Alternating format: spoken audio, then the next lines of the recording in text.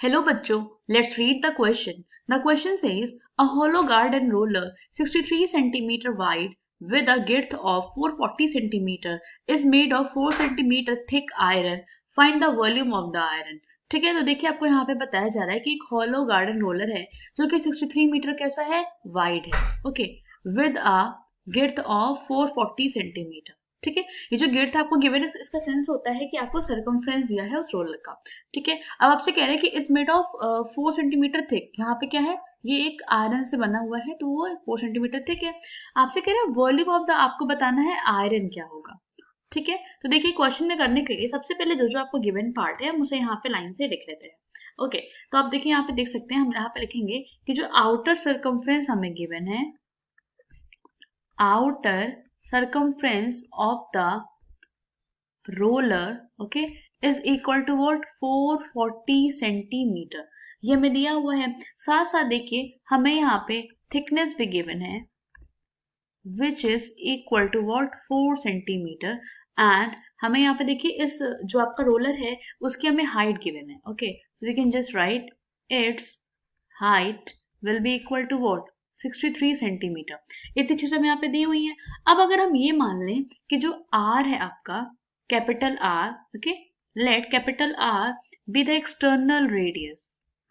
क्योंकि देखिए ये हॉलो गिवन है ना, तो इस वजह से हम ये समझ सकते हैं कि जब वो हॉलो है तो उसमें आपका एक्सटर्नल और इंटरनल रेडियस होगा ही.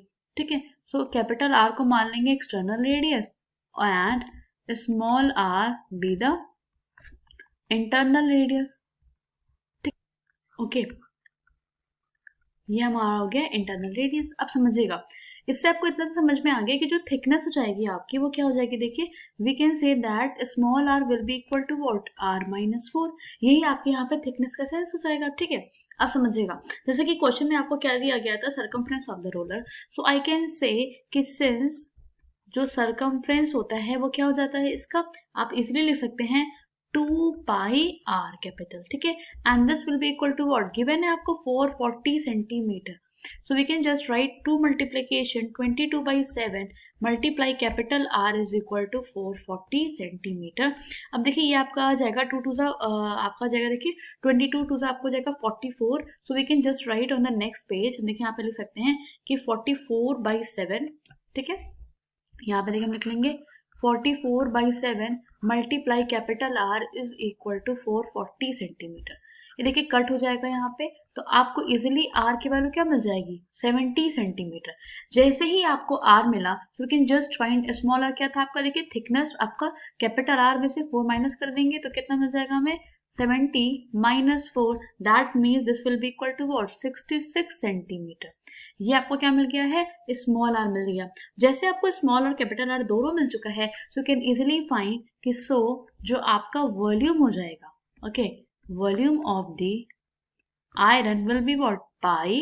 फिर देखिए आप लिखेंगे r² minus r² multiplication h.